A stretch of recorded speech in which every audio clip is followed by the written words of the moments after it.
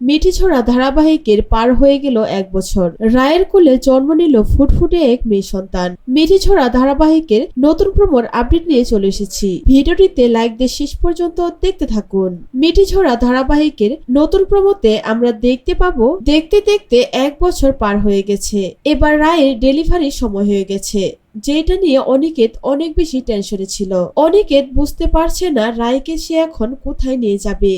অনিকেত তখন অনেক বেশি ভেঙে পড়ে। রায়ের বাড়িতে বৌমনি মা সবাই চলে আসে রায়কে নিয়ে হসপিটালে যাওয়ার জন্য। এরপর রায়কে হসপিটালে নিয়ে যাওয়া হয়।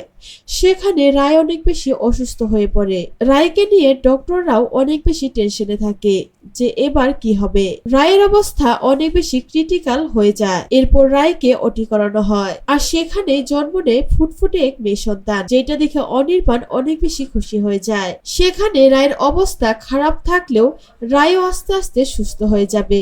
এই ছিল মিঠিঝোড়া ধারাবাহিকের নতুন প্রোমোর আপডেট। কেমন লাগলো অবশ্যই কমেন্ট করে জানাবেন।